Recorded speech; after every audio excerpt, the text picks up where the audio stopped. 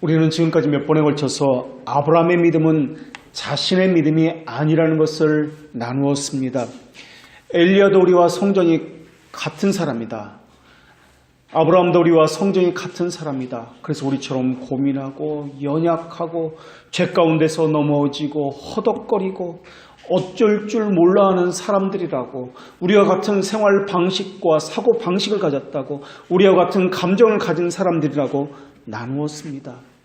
사실 올바른 믿음도 항상 오류와 불신앙 가운데 둘러싸여 있습니다. 이것이 하나님의 뜻이라고 생각했는데 돌이켜보니까 아닌 경우도 너무나 많이 있습니다. 우리는 지금까지 아브라함의 믿음은 엉망이다, 우리와 같은 심정을 가졌기 때문에 날마다 넘어졌다, 연약했다 라는 것을 나누었습니다. 그러나 하나님께서는 아브라함에게 10번이나 약속을 반복해 주심으로써 아브라함과 사라가 받은 상처에 대해서는 우리는 다른 한 번도 생각해 본 적이 없다라는 것입니다. 그래서 오늘은 믿음은 기다림이라는 측면에서 살펴보겠습니다. 그래서 첫 번째는 아브라함이 받은 상처와 기다림은 어떤 것인지를 살펴보겠습니다. 그리고 두 번째는 하나님께서는 왜 아브라함에게 그렇게 오랜 시간을 기다리게 하셨는지, 하나님께서 아브라함에게 원하시는 믿음은 과연 어떤 믿음인지를 살펴보겠습니다. 첫 번째로 다룰 것은 아브라함과 사라가 받았을 고통입니다. 그 기다림 속에서 생겼을 그 상처들입니다. 아브라함과 사라가 얼마나 오랫동안 하나님의 약속을 기다려왔습니까? 얼마나 믿으려고 했고, 얼마나 마음을, 흔들리는 이 마음을, 연약해지려는 이 마음을 다 잡으려고 했는지를 생각해 보십시오. 수많은 이적을 보았습니다. 하나님의 개입하심으로 목숨을 구한 적이 한두 번이 아닙니다. 그래서 아들을 주신다는 그 약속도 믿어 의심치 않아 왔습니다. 어쩌면 그동안 하나님께서 내게 이러한 이적들을 베풀어 주셨으니까 하나님께서는 이런 하나님이다 라고 사람들에게 자랑해 왔는지도 모르겠습니다. 자신에게 있었던 수많은 믿지 못할 그 이야기들을 하면서 당신들도 그런 하나님을 믿어야 될 것입니다 라고 사람들에게 열심으로 전도했는지도 모르겠습니다. 언제라고 하나님께서 말씀하지 않았지만은 하나님께서는 전지전능하신 분이시야 능치 못할 일이 없어, 그렇기 때문에 아들을 주신다는 것도 언젠가는 내게서 이루어질 것이다 라고 아브라함과 사라는 그렇게 생각했을 것입니다. 아브라함이 지금까지 경험한 하나님은 전지전능한 하나님, 능치 못할 일이 없으신 하나님이었기 때문에 그렇습니다. 그런데 그 약속이 있은 이후로 점점 세월이 지나갑니다. 5년, 10년, 15년, 20년 계속 시간은 지나가는데 아무것도 보이질 않습니다. 무슨 낌새라도 보여야 하는데 전혀 없습니다. 사람은 하나님과는 다릅니다. 연약합니다. 미래를 볼 수 있는 눈도 없습니다.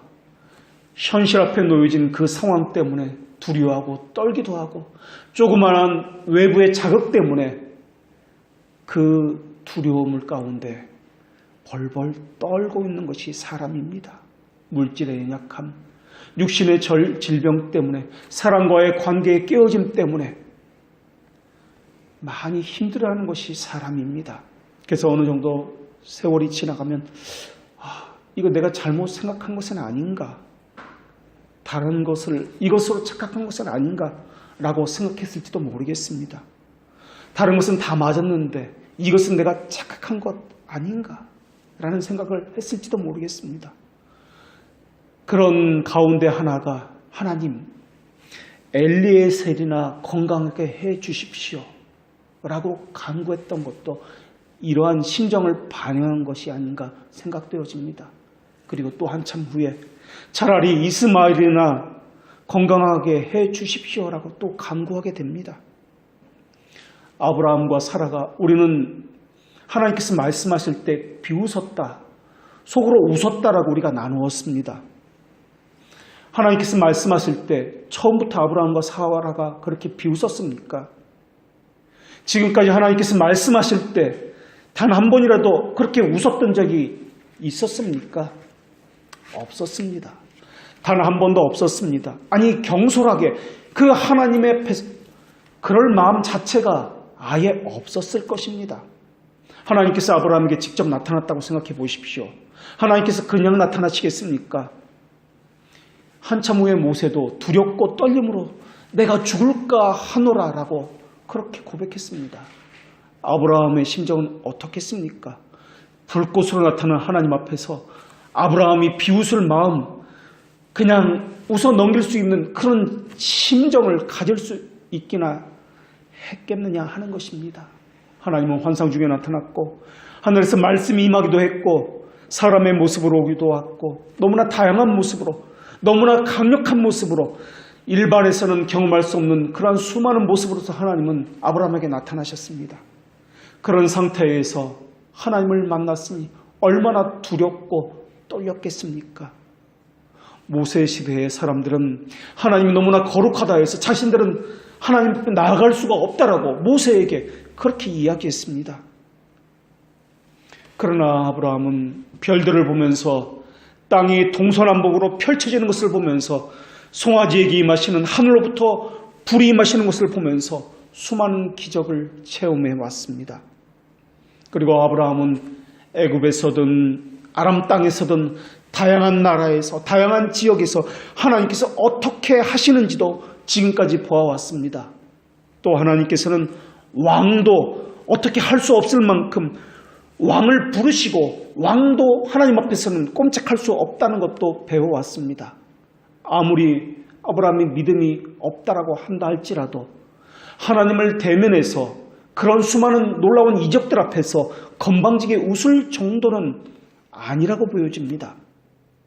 거기다가 놀라운 기적이 계속된다면 처음에나 못 믿지 그 이적이 거듭되면 거듭될수록 반복되면 반복될수록 그것은 실제 있는 일이야 라고 믿을 수밖에 없을 것입니다. 처음에는 믿지 못하더라도 나중에는 믿는 것이 일반적인 상식이기 때문에 그렇습니다. 그런데 아브라함은 정반대입니다. 처음에는 믿었습니다. 그러나 나중에는 믿지 못했습니다. 사람이 믿지 못한다는 것은 믿음의 대상이 어떤 능력을 가졌는지 능력을 경험하지 못했을 때 믿지 못하는 것입니다. 아브라함은 오히려 정반대입니다. 오랜 세월을 지나가면서 하나님의 능력이 어떤 것인지 자신이 몸소 체험하여 알고 있습니다. 그리고 엄밀히 말하면 약속을 지키지 않은 것은 아브라함이 아니라 하나님이었습니다. 왜 하나님 그렇게 시간을 질질 끌면서 그렇게 사람을 힘들고 지치게 만드는 것입니까? 일부러 믿지 못하도록 지치도록 그렇게 하나님이 질질 끄는 것처럼 보여지고 있습니다. 처음 잘 믿었을 때 약속이 이루어지면 좀 좋습니까? 아브라함이 잘못한 것이 무엇이 있단 말입니까? 아브라함은 하나님의 말씀에 순종해서 고향 땅을 다 버리고 떠나왔습니다. 그때는 목적지가 어딘지도 몰랐습니다. 그저 꾹 참고 고향 땅을 버리라 해서 떠나가라 해서 떠나왔습니다. 어디로 가야 할지도 모른 채 말입니다. 고향 땅을 떠나가라 하면은 언제까지 어디로 가라고 하나님은 분명히 말씀해 주셔야 합니다. 그게 일방적인 상식입니다. 그런데 하나님은 어디로 가라, 언제까지 어디로 가라는 그런 말씀을 전혀 하지 않으셨습니다. 고향을 떠나서 내가 네게 지시할 땅으로 가라고만 말씀하셨습니다. 지시한 땅을 안 알려주셨습니다. 히브리서 11장 8절에서는 아브라함은 나아갈 바를 알지 못하고 고향을 떠났다라고 기록하고 있습니다. 왜 그런 말도 안 되는 일을 하나님께서는 아브라함에게 요구하셨을까 하는 것입니다. 지금 아들을 주시겠다는 것도 마찬가지입니다. 하나님께서 언제 주시겠다라고 분명하게 말씀하실 수도 있습니다. 그런데 그런 말씀을 하지 않으셨다라는 것입니다. 하나님은 아주 사람을 지치게 만듭니다. 있는 믿음도 떨어지게 만드는 것처럼 그렇게 보이고 있습니다. 아들을 주신다는 그 말씀만 들어도 아예 질리도록 만들고 있다라는 것을 우리가 아브라함의 심정을 가졌다면 알 수가 있을 것입니다. 왜 그렇게 하나님은 아브라함을 힘들게 고통스럽게 몰아가십니까? 이것이 무엇이라고 질질 끄시는가 하는 것입니다. 한두 번 말씀해 주시고 아들을 주시면 아브라함도 믿음을 지킬 것이고 하나님도 품위가 서고 서로가 좋을 텐데 말입니다. 더군다나 하나님은 내가 내 언약을 나와 너 사이에 두어서 너로 크게 번성하게 하리라 라고 말씀하셨습니다. 번성하게 한다는 것은 어려움이 있을 때는 지키고 보호하고 아브라함의 유익을 위해서 하나님의 진실하심을 나타낼 것이고 아브라함의 구원이 위해서 은혜를 쏟아 부으실 것이라는 그런 말씀입니다. 그렇다면 묻겠습니다. 하나님은 아브라함에게 하나님의 실질적인 전능하신 능력을 하나님이 가지신 그 모든 것을 다 사용하셨습니까? 정말 하나님은 아브라함의 모든 필요를 공급하기 위해서 하지 않으신 것이 없으시단 말입니까? 다 공급했는지는 몰라도 가장 중요한 핵심은 그 알맹이는 빠졌습니다. 그 모든 것의 중심에는 자손을 주신다는 것, 크게 번성한다는 것, 이것이 빠져 있습니다. 번성한다는 것은 자손이 있는 것으로부터 시작합니다. 고대 근동에서 가장 큰 축복은 자손의 복입니다. 그런데 자손이 아직 없습니다. 자손이 없다는 것은 다른 것은 아무리 많이 다 이루어진다 할지라도 가장 핵심적인 것, 하나님께서 능치 못할 것이 있겠느냐라는 말씀이 성립되지 않는 것과 마찬가지입니다. 아브라함에게 자녀를 주시겠다고 하신 그 약속을 잘 살펴보십시오. 아브라함이 언제 하나님에게 아들을 달라 말한 적이 있습니까? 없습니다. 하나님이 먼저 주시겠다고 나타나셔서 그렇게 직접 말씀해 주셨습니다. 아브라함은 아무 말도 하지 않았습니다. 그런데 하나님이 먼저 말씀해 주셨는데 20년이 지나도록 아무것도 보이는 것이 없습니다. 10년 정도만 약속이 없어도 자손이 없어도 사람들은 안 되는구나, 나는 틀렸구나 라고 실망하고 더 이상 소망을 품지 않게 될 것입니다. 그게 당연한 것 아니겠습니까? 하나님이 누구신지 아브라함을 처음 만났을 때 하나님은 아브라함에게 알리기 시작하셨습니다. 그래서 아브라함도 하나님의 이름을 부르게 되었습니다. 이스라엘 백성에게 이름이라는 것은 아주 중요한 의미를 내포하고 있습니다. 성경에도 보면 어떤 사건을 통해서 하나님의 어떤 분인지를 경험하게 되면 항상 하나님이 이런 분이다 하는 고백적인 이름이 나오고 있습니다. 예를 들면 여호와 이레, 여호와 샬롬과 같은 그런 고백적인 이름이 나오는 것을 볼 수 있습니다. 그리고 그것과는 반대로 성경에서 가장 악한 것이라고 그렇게 말씀하실 때는 항상 등장하는 것은 하나님에 대해서 믿지 못했다, 의심했다라는 것들입니다. 믿음은 하나님의 존재를 믿는다기보다는 하나님의 어떠하심, 하나님의 속성, 전능하심, 신실하심 이런 것을 믿는 것을 믿음이라고 성경은 말하고 있기 때문에 그렇습니다. 그렇다면 아브라함과 사라를 다시 생각해 보시기 바랍니다. 이들은 자녀를 갖는다는 생각 자체를 포기한 사람들입니다. 그런 이들에게 자녀를 가질 수 있다고 바람을 넣으신 것은 하나님이십니다. 아브라함과 사라는 그 약속에 따라 하나님의 약속이 언제 이루어질까 노심초사하며 기다렸을 뿐입니다. 그저 믿었을 뿐입니다. 얼마나 기도했겠습니까? 오늘날도 아기를 낳는다는 것은 그리 쉬운 일이 아닙니다. 그 당시는 더 했을 것입니다. 오랫동안 아기를 갖지 못했던 사람이라는 말입니다. 또 아기를 낳는다면 그 임신했다는 소식이 있으면 아기 옷도 미리 준비해야 하고 침대며 장난감이며 수많은 준비할 물들이 너무나 많이 있습니다. 처음 약속을 들었을 때 얼마나 설렜는지, 그동안 자녀를 갖지 못했다는 그 절망감 때문에 그 자녀를 주시겠다는 그 말씀을 들었을 때 얼마나 행복했겠는지를 생각해 보십시오. 그러나 10번 이상 그 약속을 들어야 했습니다. 이엔 귀에 딱지가 앉을 정도입니다. 아무것도 없는데 말입니다. 아브라함과 사라의 인생에서 가장 중요한 것은 어쩌면 자식이었는지도 모르겠습니다.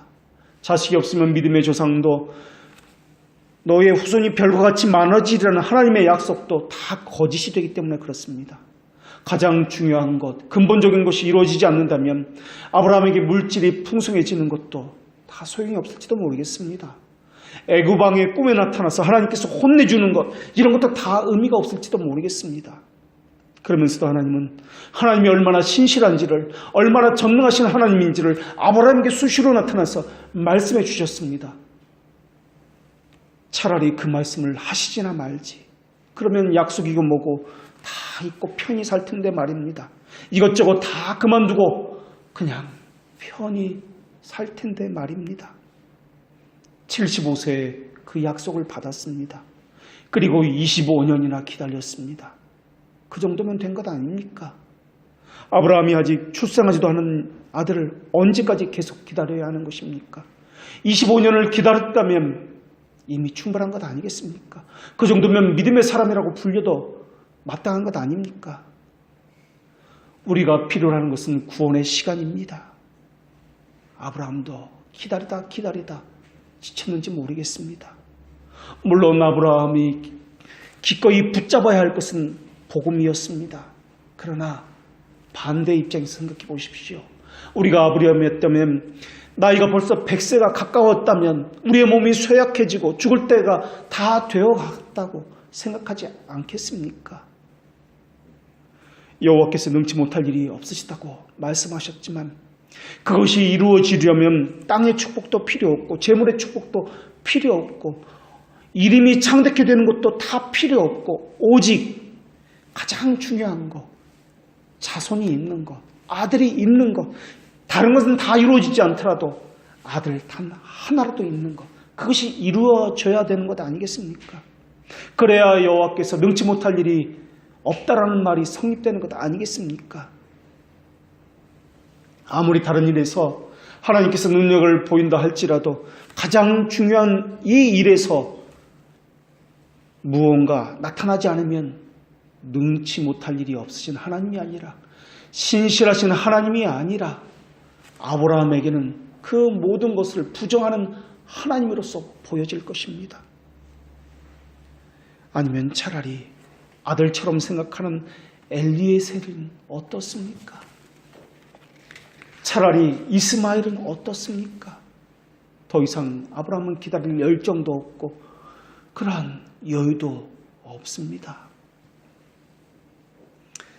우리가 이 세상에서 나그네로 살아갈 동안에는 맹신이라는 것이 있음을 우리는 인정을 합니다. 우리가 보지 못하는 것, 가리워지는 것들이 많다는 것도 인정합니다. 그런 것들의 오류에 둘러싸여 있어서 우리로 하여금 이해할 수 없는 것, 또한 잘못 이해하고 왜곡하는 것도 우리에게 너무나 많다는 것도 이해합니다. 아브라함 어쩌면 내가 믿고 있는 것은 맹신은 아닌가, 잘못된 믿음은 아닌가라고 생각했을지도 모르겠습니다. 아니면 헛것을 보았는가?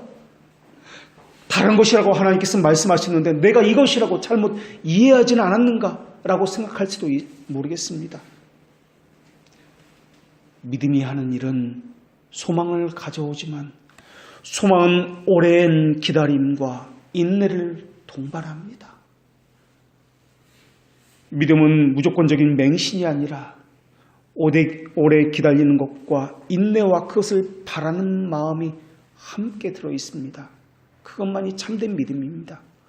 물론 맹신에 대해서도 그렇게 할 수 있습니다. 그러나 맹신을 가지고 오래 참는 것과 참된 믿음으로서 오래 참는 것 사이에는 하나님의 증거가 있고 없고의 차이가 드러납니다. 그래서 하나님께서는 사도 바울을 통해서 신자들에게 이렇게 권고하셨는데 어떤 일에 대해서 서로 생각이 다를 때에는 하나님의 계시를 기다리는 권면이었습니다. 이렇게 말씀하셨습니다. 그러므로 누구든지 우리 온전히 이룬 자들은 이렇게 생각할지니 만일 어떤 일에 너희가 달리 생각하면 하나님도 이것을 너희에게 나타내시리라. 하나님께서는 자신이 택한 백성이 하나님의 언약에 대해서 잘못 생각하고 있다거나 잘못 해석해서 잘못 적용하고 있다면, 오해하고 있다면, 왜곡해서 생각하고 있다면 하나님께서는 말씀으로서 그들에게 나타나서 그들의 생각을 그들의 오류를 교정해 주신다는 것이 하나님의 말씀입니다. 그렇다면 아브라함에게 나타났던 증거들이 무엇입니까? 아브라함이 오래 참음 가운데, 기다림 가운데 하나님께서 어떤 증거들로 그 하나님의 언약이 옳다라는 것을 그렇게 증명해 주셨습니까? 아들은 아직 안 주셨지만 수많은 이적과 표적들이 그것을 증언하고 있지 않습니까? 하나님이 말씀하신 그대로 말입니다. 소돔과 고모라를 멸망시키시는 사건을 통해서도 하나님이 어떤 분인지를 아브라함은 경험했습니다. 애굽 왕과 그라랑을 다루시는 것을 통해서도 하나님을 경험했습니다. 아들을 주시겠다고 하시면서 하나님은 수많은 증거들로 여기저기서 수시로 경험케 하신 분이셨습니다. 그것을 통해서 내가 오래 기다리는 것, 내가 오래 참는 것, 그 약속을 바라보는 것, 이것은 하나님께서 주시는 약속이구나 라고 아브라함은 그렇게 생각했는지도 모르겠습니다. 사실 우리가 아무리 신앙이 좋아도 우리의 육신을 벗어 던지기까지는 하나님께서 원하시는 대로 이해할 수 없는 것이 우리가 체험적으로 배우는 교훈입니다. 어떤 일을 우리가 경험한다 할지라도 그것에 대해서 바르게 해석하지 않으면 하나님의 뜻을 우리가 곡해할 수밖에 없을 것입니다. 아브라함은 그것까지도 충분히 생각해 보았을 것입니다. 그것은 다른 의미인데 내가 하나님의 말씀을 잘못 해석한 것은 아닌가?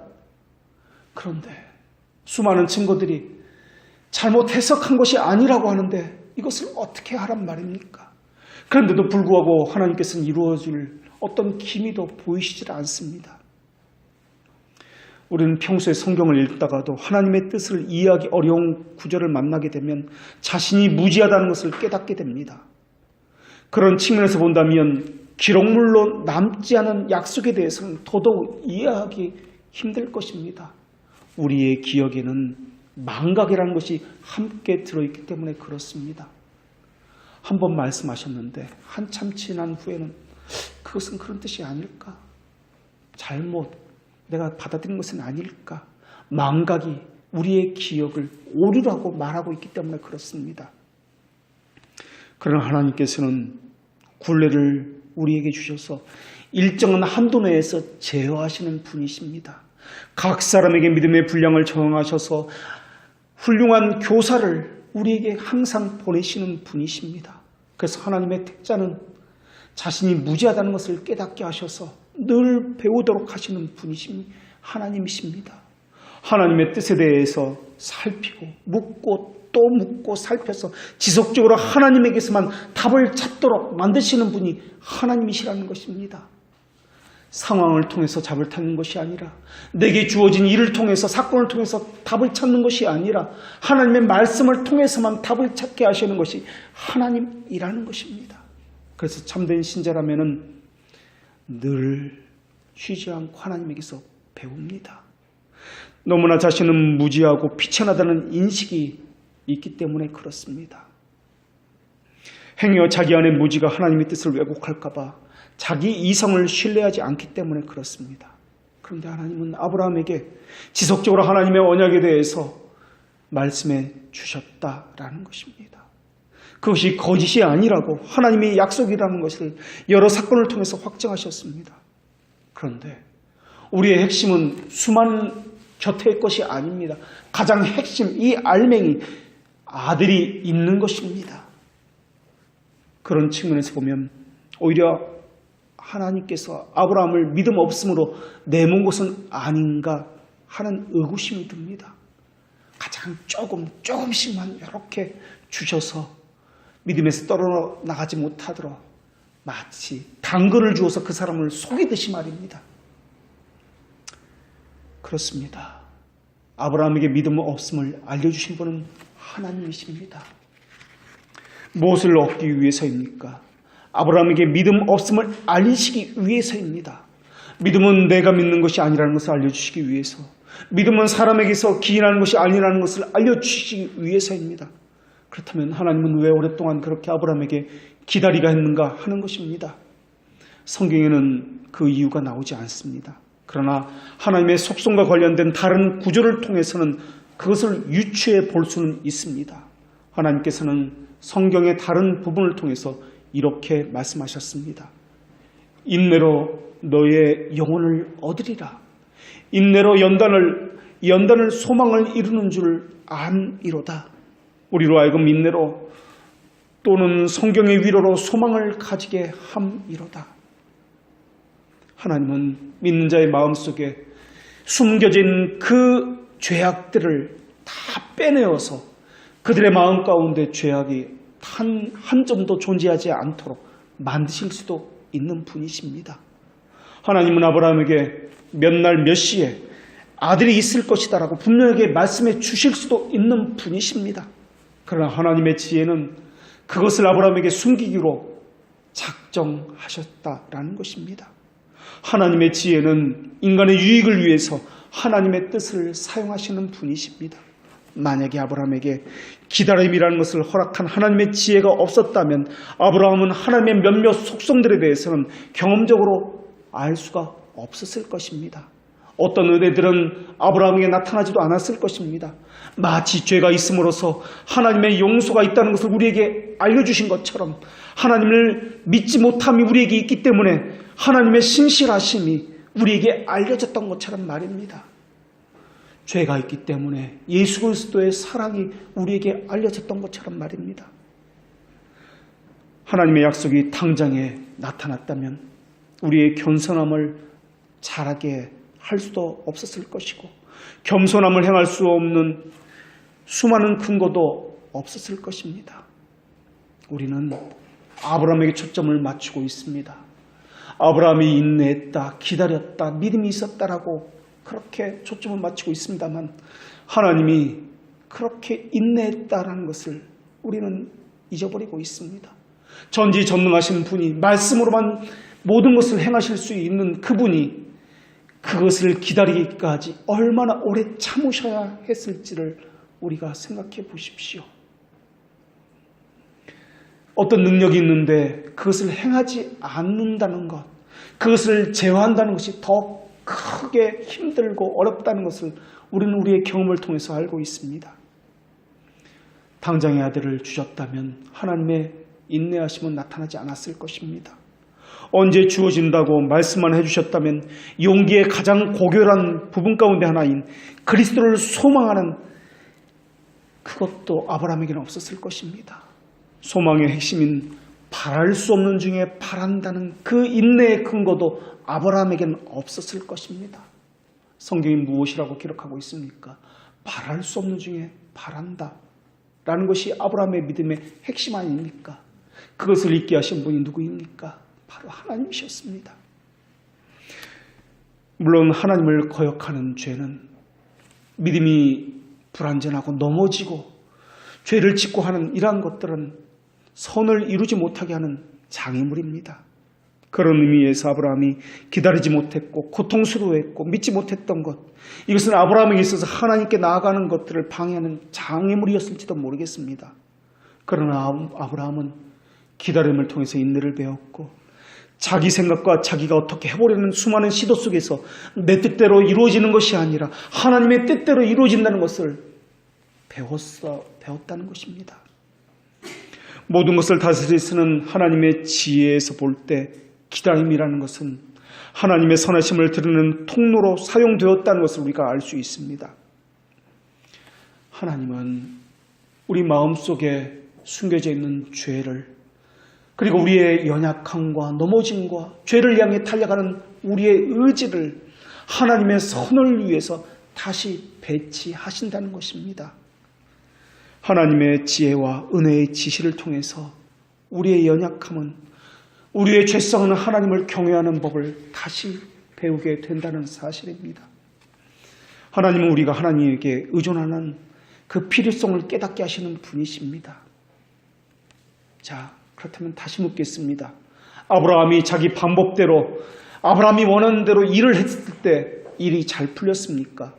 사라를, 자기의 아내를 누이라고 속였을 때 자신의 목숨을 위해서, 일이 잘 풀리기 위해서 그렇게 수많은 일들을 했을 때 일이 잘 풀렸습니까? 아닙니다. 오히려 일이 더 꼬였습니다. 아내를 누이라고 하는 것은 아브라함이 할 수 있는 최선의 방법이었습니다. 아브라함이 머리를 자를 수 있는, 자기 당면한 문제를 해결할 수 있는 최고의 방법이었습니다. 자기가 살아갈 수 있는, 살아날 수 있는 최고의 방법. 바로 그것이 아내를 누이라고 속이는 것이었습니다. 세상의 권력자들 앞에서 자기가 살아가는 방식이었습니다. 그러나 하나님께서 원하신 것은 그것이 아니었습니다. 아브라함에게 원했던 것은 자기 방식대로 세상이 주는 보기에 좋은 대로 사는 것이 아니라 하나님을 의지하는 법을 배우기를 원하셨던 것입니다. 하나님이 전능하기 때문에 의지하는 것을 배우는 것이 아니라 그것과는 상관없이 하나님과 인격적인 관계 맺는 것을 하나님께서는 원하셨다라는 것입니다. 베드로는 예수님의 능력을 신뢰했습니다. 그래서 그 믿음이 있기 때문에 자신도 무리를 걸을 수 있다고 생각했습니다. 그런데 예수님은 베드로가 넘어지는 것을, 물속에 빠지는 것을 허용하셨습니다. 그 능력 때문에 예수님을 믿는 것이 아니라 베드로가 예수님을 인격적으로 더 많이 신뢰하게 만들기 위해서, 예수님이 어떤 분인지를 알게 하기 위해서 그 연약함을, 믿음 없음을 허용하신 것입니다. 그래서 하나님은 이것이 가장 합리적이고 가장 최선의 방법이라고 생각하는 사람들을 그냥 넘어지게, 실수하게 내버려 두시는 분이시기도 하십니다. 자기 방법대로 하고자 하는 데서 오는 실족함은 사람들로 하여금 오히려 피난처이신 하나님께 달려가게 하기 때문에 그렇습니다. 그것이 하나님께서 자신의 백성에게 허용하시는 죄에 대한 하나님의 자비하심입니다. 그래서 사람들로 하여금 자신의 안전이 어디로부터 오는지를 깨닫게 만드시는 분이십니다. 아브라함은 수많은 경험을 통해서 그것을 배웠을 것입니다. 이것은 우리로 하여금 한껏 부풀어오는 자신의 돛을 내리고 하나님의 은혜의 그늘과 보호 아래 나오게 만들게 하는 근거가 됩니다. 예수님의 제자들은 아직 예수님이 누군지 완전히 깨닫지 못했을 때 그들은 이와 같은 맹신의 분명한 본보기를 가지고 있었습니다. 그들은 사소한 것에서는 머뭇거렸고 가장 초보적인 진리조차 이해하지 못했습니다. 자신의 이해관계에 따라서 자신의 이득이 있을 때는 몸소 뛰쳐나가면서 자신은 뭐든지 할 수 있다고 주님 앞에서 맹세까지 했습니다. 그러나 주님을 따라다니면서 이해하는 점에 있어서는 주님이 누구신지에 대해서는 거의 진보가 없었습니다.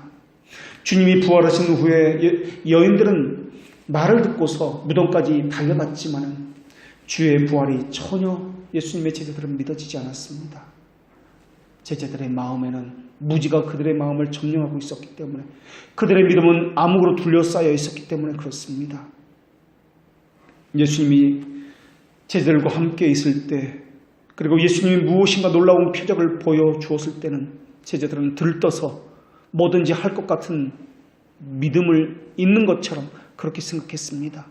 그러나 예수님께서 십자가에 돌아가셨을 때 그들은 모든 신뢰가 깨져버렸습니다. 부활했다는 말을 듣고서도 제자들은 깜짝 놀라했고 믿지 못해서 손을 넣어 만져보고야 믿겠다라고도 그렇게 이야기했습니다. 자신들의 유일한 스승으로 모셨건만 그들의 믿음은 진정한 믿음이 아니었기 때문에 그렇습니다. 그들의 믿음에는 맹목적인 신앙, 이해타산적인 그러한 욕망이 섞여 있었기 때문에 그러했던 것입니다. 제자들은 지금까지 그것을 모르고 있었습니다.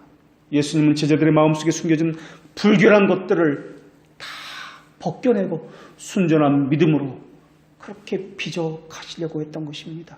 결국 제자들은 주님의 말씀에 의지하게 되었고 그분이 구주라는 것을 확신하게 되었습니다.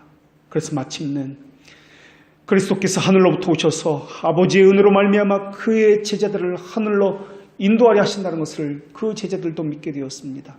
그때 주님께서 베드로에게 당부하신 말씀이 무엇입니까? 내 양을 먹이라, 내 양을 치라, 내 양을 먹이라라는 말씀이었습니다. 내가 젊어서는 스스로 띠띠우고 원하는 곳으로 다녔거니와 늙어서는 내 팔을 벌리리니 남이 네게 띠띠우고 원하지 않는 곳으로 데려가리라 라는 말씀이었습니다. 이 말씀은 물론 베드로의 죽음과도 관련이 있지만은 주의 말씀에는 사람 안에는 육과 영 사이에 싸움이 있다는 말씀도 포함되고 있습니다. 우리 심정 안에는 아직도 죄가 있기 때문에 그렇습니다. 그래서 신자는 자기 죽임을 통해서 날마다 자기 죽음을 맛보아야 합니다. 자기를 죽이는 일이 없으면 신자는 자기가 원하는 곳으로 다닐 것입니다. 더군다나 사람은 무조건적이고 자발적으로 하나님 앞에 순종하는 법은 없습니다. 무언가 큰 표적을 보았기 때문에, 무언가 이득이 있기 때문에 아무리 믿음이 좋은 사람이라도 자기 욕망이 그 안에 교묘하게 도사리고 있기 때문에 그렇습니다. 어떤 사람은 하나님께 순종함으로써 하나님의 전지전능하심이 내가 이루고자 하는 것들을 이룰 것이라는 욕망을 표현하기도 합니다. 어떤 사람은 자기 신념에 따라서 모든 것을 경험해 보니까 이것이 가장 좋다라고 이것을 선택하기도 할 것입니다. 종교를 선택함에 있어서도, 교회를 선택함에 있어서도 마찬가지입니다. 내가 경험해 보니까 이것이 가장 좋다라는 선택 말입니다. 누구를 막론하고 믿으면 불신앙이 오류와 점과 흠이 섞여 있기 때문에 그렇습니다. 그런 의미에서 하나님은 아브라함의 믿음 가운데서 불신앙과 오류와 흠을 빼내려 했는지도 모르겠습니다. 아브라함에게 도사리고 있던 맹목적인 순종도 하나님께서는 빼내려 하시는지도 모르겠습니다. 조건적인 믿음이 아니라, 욕망에 따른 맹목적인 믿음이 아니라 인격 대 인격, 이 믿음을 갖도록 하기 위해서 하나님께서는 그렇게 오래 참도록 하셨는지도 모르겠습니다. 우리는 이삭을 바치는 시험을 믿음의 시험이라고 이야기합니다. 어린 양은 하나님께서 준비하시리라. 이 말의 뜻이 무엇입니까? 여호와 이르라고 우리는 이야기합니다. 그런 후에 하나님께서는 이렇게 말씀하셨습니다. 내가 이제 네가 하나님을 경외하는 줄을 아노라. 아니, 그렇다면 이전에는 하나님께서는 아브라함이 하나님을 경외하는 줄 몰랐단 말입니까? 그게 아닙니다. 하나님은 모르시는 분이 아닙니다. 그 말은 아브라함은 그 이전에는 하나님을 경외하지 않았다라는 말입니다. 이전에는 하나님이 요구하시는 믿음이 아니었다라는 말입니다. 그리고 이제서야 비로소 아브라함의 믿음이 제대로 된 믿음으로서 갖추었구나라는 뜻이기도 합니다. 아브라함에게 필요했던 것은 인내의 믿음이었습니다. 전능하심을 보고 믿는 것이 아니라 그런 것이 없다 할지라도 인격 대 인격으로서 믿는 그 믿음이었습니다. 이 인내는 쓸데없는 고통이 아니라 자신의 본성적인 욕망과 관련된 것을 제거하시는, 거룩하게 만들어가시는 하나님의 은혜였습니다. 하나님은 때로 사람들의 죄를 회심할 근거로 만드시는 분이십니다. 얼마나 고통스럽습니까? 얼마나 기다림에 지쳐야 하는 것입니까? 사람의 입장에서는 그것은 고통이고 또한 눈물이며 오랜 기간 가운데 때로는 하나님을 원망하고 절망하고 하나님을 부인하기까지 하는 그러한 것들입니다. 그러나 하나님께서는 그것을 회개의 근거로 삼으시는 분이십니다. 하나님은 믿는 자들이 넘어짐을 통해서 그 사람을 더 온전하고 견고하게 세우시는 통로로 사용하시는 분이십니다. 그래서 하나님은 하나님의 택자들이 자주 실족하는 것을 허용하시는 분이십니다. 기다리지 못해서 분노하게 만드시고 믿음을 저버리는 일을 경험하게 하시고 심지어 하나님을 원망하고 저주하는 일까지 하도록 하시는 분이 하나님이십니다. 그 모든 저주를 받아내시는 분이 바로 우리 예수님이십니다. 그런데도 불구하고 사랑한다라고 가까이 다가오시는 분이 우리 주님이십니다. 이것을 통해서 사람들이 적을 제압하기 위해서 자신의 힘을 의지하는 것이 아니라 그리스도의 힘을 의지해야 한다는 것을 깨닫게 하기 위해서 말입니다. 이것을 통해서 하나님이 얼마나 귀하다는 것을 깨닫기 시작할 것입니다. 또 지금까지 자신이 붙잡으려고 했던 모든 것들은 사실은 귀한 것이 아니었다는 것을 알게 될 것입니다. 하나님이 원하시는 것은 어쩌면 아브라함이 단순히 아들을 낳는 것이 아니었을지도 모르겠습니다. 하나님이 원하시는 것은 오늘 본문을 통해서 그것을 유추해 본다면 아브라함이 믿음을 얻는 것처럼 모든 사람들도 그러한 믿음을 얻는다는 것을 보여주는 상징이었을지도 모르겠습니다. 또 하나님의 백성들을 구원하시는 하나님의 의지가 어떠한 것인지를 보여주는 것을 상징하고 있는지도 모르겠습니다. 우리는 우리 자신을 너무나 쉽게 신뢰합니다. 그러나 하나님은 그것을 제거하려고 하십니다. 어쩌면 아브라함도 자신이 하나님의 약속을 기다리고 믿을 수 있다고 생각했는지도 모르겠습니다. 하나님께서 아들을 주시겠다고 하시는 말씀에 대해서 비웃는 장면으로, 아브라함이 하나님의 말씀을 비웃는 장면으로 되돌아가서 우리 그 장면을 다시 한번 보겠습니다. 언제 아브라함이 하나님의 말씀을 비웃었습니까? 어느 상황에서 아브라함이 하나님의 말씀을 비웃었습니까?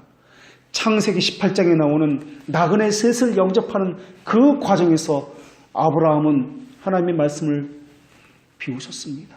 낯이 아주 뜨거울 때 아브라함은 장막문에 앉아 있었습니다. 멀리서 사람 셋이 오는 것이 보였습니다. 아브라함이 그들을 보자 갑자기 장막문에서 달려나가서 그들을 영접하고 그들 앞에 가서 머리를 굽히고 땅에 엎드려집니다. 지나가는 나그네를 대접하는 사람치고는 너무 과하지 않습니까? 전혀 알지도 못하는 사람입니다. 처음 보는 사람입니다. 그들에게 뛰어가서 땅에 엎드리다니요. 아무리 고대 근동의 문화가 나그네를 잘 대접하는 문화라고 하지만은 아브라함이 그렇게까지 하는 것에는 무언가 사연이 들어있지 않겠습니까? 아브라함이 그들에게 이렇게 이야기합니다. 내 주여, 내가 주께 은혜를 입었사오면, 아니 이거 무슨 말입니까? 처음 보는 사람에게 무슨 은혜를 입었단 말입니까? 또 호칭을 보십시오. 내 주여라고요? 나그네에게, 처음 보는 사람에게 내 주라고 하는 호칭은 하나님에 대한 호칭입니다. 결국 아브라함은 자신을 방문하려고 오는 사람들이 누구인지 알았다는 말입니다. 엎드렸다는 것은 경외의 자세이며 예배의 자세를 이야기합니다. 상차림을 한번 보십시오. 아브라함은 그들을 향한 특별한 상차림을 준비합니다. 떡을 조금 가져오겠다고 상을 차리는데 고운 가루 세 스아를 가져다가 떡을 만들라고 이야기합니다. 세 사람이 먹을 빵치고는 세 스아는 너무나 많습니다. 스아라는 말은 좋은 곡식, 좋은 가루, 최고의 밀가루를 의미합니다. 그리고 스아라는 말은 약 8리터에 해당되는 분량입니다. 세 스아니까 24리터. 그것으로 빵을 만든다는 것입니다. 물 1리터짜리 페트병으로 24개 분량입니다. 그 수많은 빵을 가지고 세 사람을 먹인다고요? 세 사람이 먹기에는 너무나 양이 많습니다. 양도 양이거니와 그 고운 가루 세스와 고운 가루라는 말을 주목해 볼 필요가 있습니다. 고운 가루로 만드는 빵은 일반 사람들이 먹을 빵의 재료가 아닙니다. 소재나 성막 안에 하나님 앞에 진설해 두는 이 진설병에만 쓰이는 가루가 고운 가루입니다. 그것만이 아닙니다. 아브라함은 기름지고 좋은 송아지를 잡으라고 했습니다. 세 사람을 먹기에는 송아지도 너무 양이 많은 것 아닙니까? 거기다 기름지고 좋은 송아지라니요. 이것은 가장 최고의 재물에 해당되는 그러한 것입니다. 이런 음식을 사막을 횡단하는 나그네에 대접한다고요? 그럴 만한 음식이 아닙니다. 이것은 하나님께서 아브라함과 함께 먹고 마시는 방식으로 하나님께서 아브라함에게 직접 찾아오셨다라는 것을 암시합니다. 하나님은 아브라함과 창세기 17장에서 언약을 맺으십니다. 그런 다음에 18장에서 하나님께서 찾아오신 것으로 보입니다. 언약을 맺으시고 음식을 함께 먹고 마시는 방식은 이삭과 아비멜렉에서도 볼 수 있는 방식입니다. 언약을 하고 식사를 하는 것은 고대 근동에서 아주 중요한 일이었습니다. 그 식사는 둘 사이에 사귐이 있다는 것을 의미하고 너와 나 사이에 꺼리낌이 없다, 막이 없다, 화목이 있다라는 것을 의미합니다. 이것을 신약에서는 칭의라고 이야기합니다. 이제 너는 내 아들이다. 내 자녀다. 너와 나 사이에는 아무런 꺼리낌이 없다. 하나님께서 시내산에서 이스라엘과 언약을 맺을 때에도 언약 후에는 이스라엘 지도자들은 하나님 앞에서 산 위에서 먹고 마셨습니다. 이스라엘 백성들이 화목제를 드리고 나면 하나님 앞에 나와서 그 음식을 나누어 먹고 마셨습니다. 이 식사는 하나님과 화목을 상징하는 식사였기 때문에 그렇습니다. 주의 만찬에 참여한다는 것은 벨직 신앙고백서에서는 이렇게 고백합니다. 이 잔치는 그리스도께서 우리를 주님의 모든 은덕과 함께 주님의 자신을 받은 참여자가 되게 하시고 주님 자신과 자신이 받은 고난과 죽음을 공로를 즐기도록 우리에게 베푸시는 영적 식탁입니다. 주의 만찬은 주님과 죄인 사이의 사귐과 화목을 의미합니다. 다시 말하면 아브라함이 베푸는 이 환대는, 이 잔치는 손님 환대가 아니라 주님과의 화목을 의미하며 하나님께 드리는 제물이었음을 볼 수 있습니다. 아브라함이 사라를 통해서 아들을 주신다는 것을 믿지 않았고 하갈을 자기 아내로 삼았던 아브라함에게 하나님께서 직접 찾아가서 식사를 하시는 장면입니다. 이때 능치 못할 일이 있느냐고 물으신 것입니다. 이때 아브라함이 웃은 것입니다.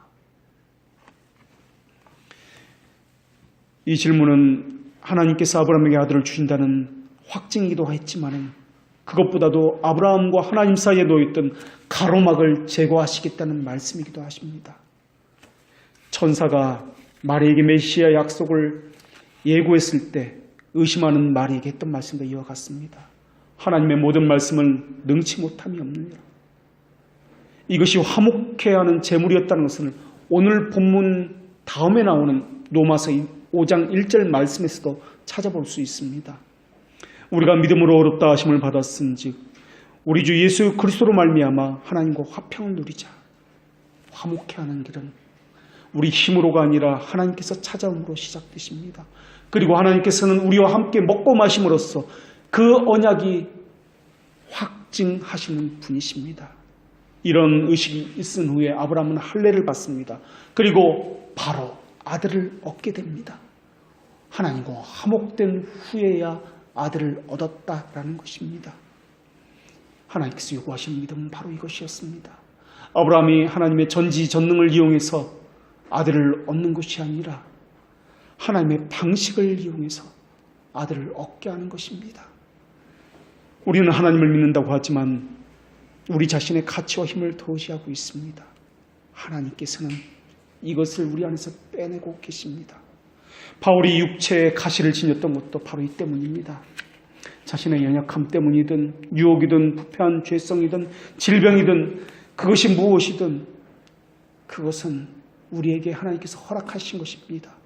그것을 통해서 하나님의 은혜를 더욱 붙들도록 하기 위해서 말입니다. 하나님께서 우리에게 죄를 허락하신 것은 그 죄를 통해서 우리로 하여금 예수 그리스도의 피의 가치와 미덕이 얼마나 높은지를 깨닫게 하기 위해서입니다. 어쩌면 아브라함에게 아들을 당장 주지 않은 것도 바로 이 때문인지도 모르겠습니다. 한껏 자만심에 부풀어 있는 아브라함을 낮추기 위해서 말입니다. 하나님을 만나고 아브라함은 승승장구했습니다. 물질의 축복이 받았습니다. 명예도 올라갔습니다. 왕도 자기 말을 들어야만 했습니다. 자기 기도를 듣고서 왕이 죽었다 살아났다 그러한 것을 경험했습니다. 단숨의 아들을 하나님께서 주셨다면 그러한 자부심은, 그러한 자기에 대한 의지함은, 그것은 의기양양함은 빼내지 못했을 것입니다. 하나님께서는 우리에게도 이와 같이 하십니다. 예수님은 부활하신 후에 주님을 향한 사랑을 실행에 옮기도록 배신자였던 베드로를 이끄셨습니다.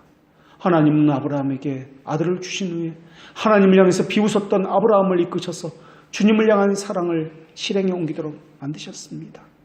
믿는 자는 자신의 넘어짐과 부끄럽고 쓰라린 기억을 통해서 믿음이 더욱 굳건해지는 것입니다. 하나님의 지혜는 믿는 자의 겸손을 만들어냅니다. 우리는 베드로와 같은 자신감을 가지고 있습니다. 다 버릴지라도 나는 그리하지 않겠습니다. 이것이 베드로의 자신감입니다.